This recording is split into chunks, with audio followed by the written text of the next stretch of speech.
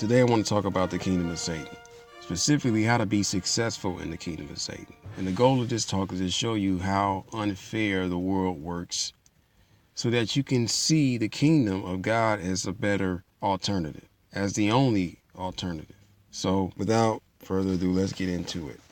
First of all, I want to define what success is in the kingdom of Satan. The success in the kingdom of Satan is money, wealth, and power. However much you got it, whoever has the most within their circle is considered successful. Now, the world will tell you, and they will lie to you. Well, they will partially tell you the truth and lie to you. They say, work hard, be determined, perfect your craft, and you'll make it. You'll be successful. And you'll see a lot of quote-unquote successful people who will go on tours teaching people, writing books, having lectures about how to be successful like they are. And they'll tell you these same things and a few things that I'm going to mention later on. But I want to talk about how what it really takes to be successful in the kingdom of Satan. And it has to do with a lot of immorality and things of that nature. So let's get started. First of all, it's about who you know.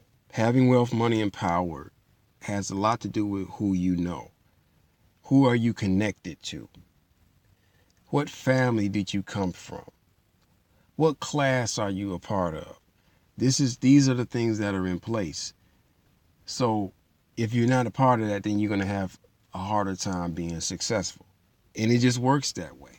You know people who got a job because their dad was the supervisor, or their mother is the CEO of the company, and so that now they're coming in and they got a position, and you've been working there for 10 years. They just got in, and you're like, man, that's not fair.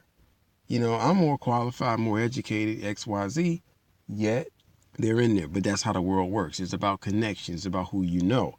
It's not necessarily about your expertise, your experience, and your qualifications. Certain people are promoted over other people who may be more qualified. This is how it works. You say, well, that's not fair, you know.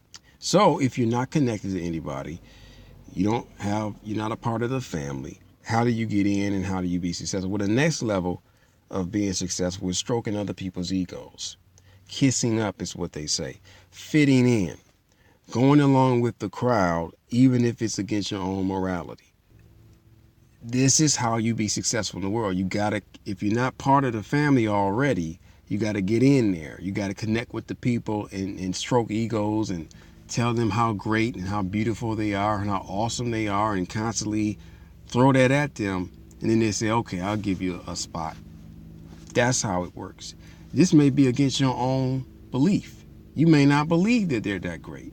You may not believe that they're that awesome and that beautiful and this and that. But you got to do this. You may have to lie, or you may have to go against your own morality and will or desires just to say this stuff to these people just to get to where you want to go. And that's how it works. That's how you be successful. In Hollywood, when it comes to music, acting, movies, the big screen, fame, etc., sexual requirements are often the thing that you must do in order to get in. So sexual favors, there's a requirement. Okay, you're talented, you worked hard, you perfected your craft, you got to this point. Now, if you want us to take you to the next level, a higher success, you got to have sex with everybody in this room right now. You got to perform oral sex on so-and-so. You got to let them do something to you. I've heard stories from the WWE where a lot of the wrestlers, to become famous, they had to do sexual acts or allow sexual acts to be performed on them by executives and certain people within the organization. It really blew my mind because this organization was about masculinity, it's about men, strength and all this stuff, and he's a bunch of homosexuals. So the Hollywood industry is the same way. You get to a certain point, they call it the casting couch, where you're on a couch having sex with the executive or whatever, doing whatever necessary to get in to the next level. Now they put you in a big movie, now your name is out there, etc., etc. Same thing with music.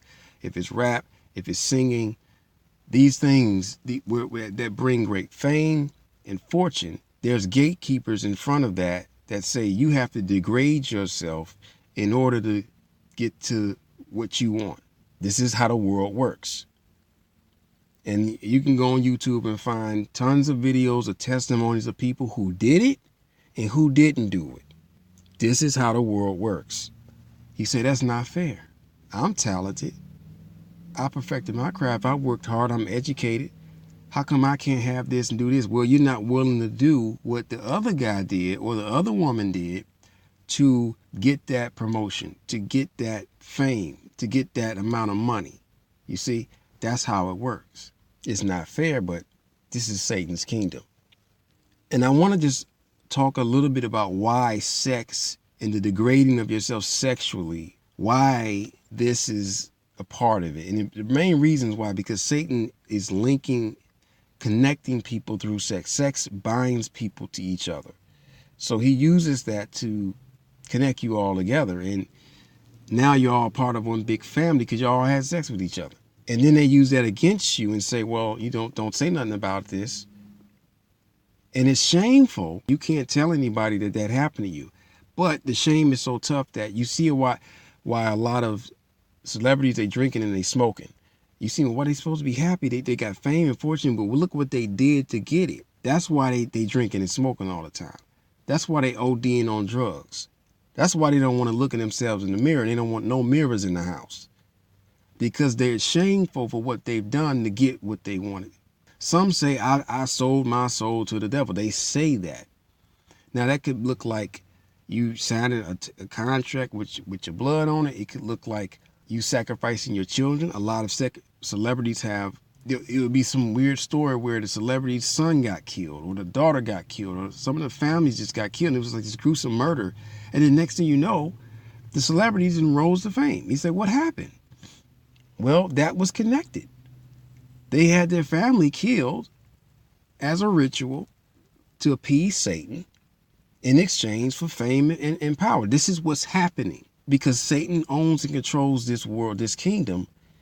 These are some of the things you have to do in order to be successful. I'm not saying your hard work, your experience, your talent won't get you anywhere. You're just only going to get to a certain level. And then you got these gatekeepers who say, now, if you want to be in the big leagues, you got to do all this sexual stuff and immoral stuff, and then you'll be elevated. So doing good is not going to get you anywhere. Trying to be a decent, righteous person in this kingdom of Satan and trying to elevate yourself and go someplace, they're not going to allow you to do it. It doesn't work that way. You have to be evil. You got to do things that are against your morality because Satan runs the world. He wants you to be more like him. And so you're going to be finding yourself selling your soul. You're going to be exploiting people. You're going to be manipulating, lying, stealing, cheating, killing, sacrificing your own children or family members, doing whatever is necessary to get to where you need to go. Everybody's doing it. That's what you have to do in order to get there. And that's because that's Satan's requirement for elevation in his kingdom. The higher you want to be in Satan's kingdom, the higher you got to be like Satan. And that's just the way it is. They don't tell you that up front. You find yourself ready to sign a contract for millions of dollars. And they're saying, okay, right before you do this, you got to do X, Y, and Z in order to get this. Hey, brother. Hey, man. Here's a young black male with rap talent or a singing ability. They're saying, well, you got to perform oral sex on this old white producer, or you got to have sex with him in order to. A sister, she got talent. She can sing, whatever. Same thing. Let us run a train on you in this executive room, and then we'll give you this contract. The higher you go in fame and fortune, these are the things you will be presented with. And you have to make a decision whether or not you're going to go for it or not. This is how you be successful in Satan's kingdom. This is how it works. Let me go back beyond the fame and fortune, and let's go back to just having a job and going higher in your career. The same thing. You wonder, why did this lady here get this promotion and that promotion? Well, she's having sex with the supervisor. She's brown nosing this and that person. It has to do with class.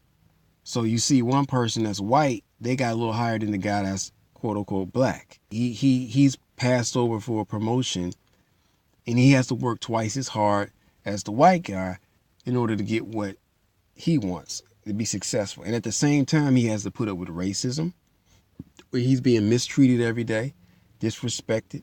And he stays in that and has to be abused in order to get to where he wants to go in his level of career. You see, you say that's not fair. It's Satan's kingdom. That's how it works. I'm going to take it a little on a broader scale. If you want to have a great civilization or a great country, if you want to build great wealth, in order to do that in Satan's kingdom, you must enslave other people. That's just the way it works. America, Egypt, they were built that way. Many civilizations, many countries, nations were built that way. This is how it works. How did America be so great? They stole Africans from the west side of Africa. Some of them they bought, the great majority they stole. Families, tore them apart, raped them, robbed them, manipulated them, programmed them, enslaved them. They did this, and they built all this great wealth. They got all this stuff built for free and very cheap. That's how it works. You want to have a great nation? Steal some people and make them do it.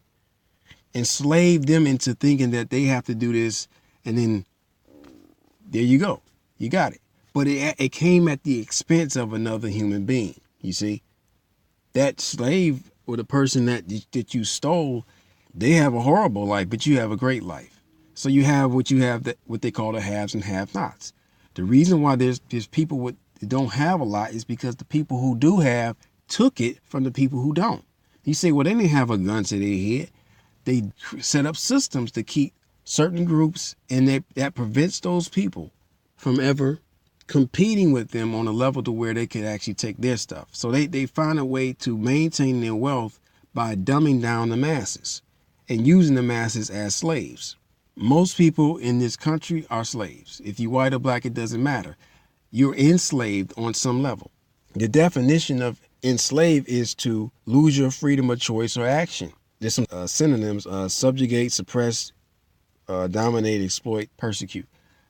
This is what's happening to most people on their job. They're getting paid very little, beyond what below what they're worth, but they can't do anything about it, because if they stand up and say anything about it, they could lose their job. And they're connected to that employer, that company, and that corporation to have food on the table and to have a roof over their head and transportation. They don't understand that there's a way out around that, but we've all been educated to believe that you got to go to school, get a good job, and maintain that job. At the end of the day, you're a slave, because you can't stop working. You got to work most of your life, and then maybe when you get old, like 65, as they say, retirement age, then you can stop. But then now there's like they say, there isn't even no retirement money for you to even retire. So most people are going to keep working for the rest of their life. But you're taught that from school. Now these families, these wealthy families who are enslaving the rest of the population, they're not teaching their children that. Their children are not doing that. See, this is how you get wealthy, and this is how you get power and real control in this world. You got to do it through manipulating people, exploiting people, and enslaving people. And this is how this country's built. This is why everybody is mostly poor, and there's classes of poor, but most white people, they are enslaved. They work a 9-to-5 job or longer. Most of the time is spent at that job, just enough to have a house and a car to go back to for a few hours every day, just to come back to the slave camp. And if they give up what they're doing, they don't have any wealth. They have a few dollars in the bank, and that's not enough to sustain them for the rest of their life. They're a slave. Just like Hebrews were stolen from Africa and brought over, and they had a little hut that they would vacate back to after they was working from sun up to sundown, that they were sleeping at night. You got the same thing. You feel like you got your own, but stop working. Just like the slave, if he stopped working on a plantation, he either get shot, or If he ran away, now he's on his own. There's no resources available for him. Same thing for you. If you say, I'm not going to be no slave, and break away from that and say, I'm not going to submit myself to an employer, I'm not going to be a slave, you're either going to have to build your own business and fight that battle, or you're on your own. They set up a system where you got to be a slave in order to fit in and to have things. Now, there's a way around that, and God can show you how. But my point is that in order to be successful in this system, you have to enslave people, exploit people, step on people, rob people, manipulate people, and that's how it works. That's how you get successful. So this is happening on all levels. On a grander scale, there's several families who own and control whole countries, and they install puppet presidents that have no power to do anything. They do what the family tells them to do because they own and control that country through usury. This is how it works. When you get your success, you have to always fight to maintain it because somebody else is trying to take your position, your fame, your wealth. So it's a constant battle to maintain that. This is the kingdom of Satan. And it's not fair. It's a really cruel environment, and it's either have or you have not. And that's the kingdom of Satan. That's how it works. So you're saying to yourself, that's not fair. Of course it's not fair. It's the kingdom of Satan. But I just wanted to show you how it is versus the kingdom of God. We'll talk about the kingdom of God later on and how that's different, how to be successful in that, and also what success looks like in there. But I just wanted to show you how to be successful in the kingdom of Satan. It's a hot mess. And this is for anybody, you know this. You were passed over for a promotion. You have a supervisor or a president or a director or somebody over you who you feel is incompetent. You feel like, you're not being paid enough. You feel like you being worked like a slave, because you are. This is all the result of the kingdom of Satan. You say, well, why is that person in charge? Why do they have to be above me? I can do a better job. Well, they did what they did in order to get there. Are you willing to do what's necessary in the kingdom of Satan to get there? And most people are not. I'm not having sex with so-and-so. I'm not going to degrade myself. Well, that's why you under so-and-so, because they did. This should make you want the kingdom of God even better. But a lot of people say, well, I hate this world. We need to take it over and change and do something different and all that kind of stuff. But the problem with all of that, as I spoke about in the first part of this series, is that no matter who's in charge, it's going to be the same kind of system, because Satan is the ultimate king of the world, of his world system. So whatever man gets in charge, he's not going to be benevolent enough. He's not going to be moral enough to make it right for everybody. There won't be a happy kingdom because Satan is running the show. And Satan's not going to allow a righteous man to run his world. He's not going to do that. And God has allowed Satan to have his world and his kingdom inside the kingdom of God. And we talked about that earlier, why he does that. But as long as as Satan is running the show and this is his kingdom, there will never be a righteous leader that will take care of the needs of everybody and respect everybody. It's just not going to happen. So this is why this kingdom needs to be overthrown and destroyed. And then the kingdom of God needs to be prominent and the only kingdom left on earth. And so that's what God's eventually going to do. But right now he's allowing bad things to happen. He just lets all, this is one of the questions and answers as to why bad things happen. God said, I'm allowing it. Let people see the difference between me versus Satan. Let people see the difference between a man trying to be his own God and a man submitting to God. See, it's better to just let God run the show and run your life and lead you to where he needs you to go versus you trying to do it yourself. It's better for you to submit to God and say, you're God, I'm just a man, because you don't know what's going to happen around the corner. God does. You see, but going back to what they consider success, money, wealth, and power. In order to get that, you have to do things to hurt people and do all these immoral things just to get it. So my goal of this talk was simply just to get you to understand how the kingdom of Satan works, how to be successful in it. And that's the truth. Now, like I said before, there are people, well, young people are naive. It's new to them. So they haven't gone through the ranks. They haven't run into this stuff. So they think the world is a nice place. There are older people who say, well, the world's a nice place. It's a decent spot. They're lying, and they don't want to believe the world the way it is. So they walk in denial. That's on them. And then there are people they just know this is how it is. Now, they may not know that there's an alternative kingdom, but they do know that the world is a hot mess, and it's unfair, and it's cold, and it's dark, and it's wicked. And only the wicked are the ones that get the wealth and the riches and the comfort. But we know at the end of the day, God's going to judge those people for their immorality. And he's going to judge them for their sins against other people and against him. And so there is no real success in the kingdom of Satan. It's just temporal wealth and fame and fortune. But at the end of the day, these people end up in a lake of fire. So this isn't the way to go. I would encourage anybody, they want to be successful, get born again, become a child of God, and join the kingdom of God. Don't deal with the kingdom of Satan, because those riches are temporal. And the things that they want you to do, that's destroying your soul. And the more you do those things, the more your soul is darkened to where you can't even come to God.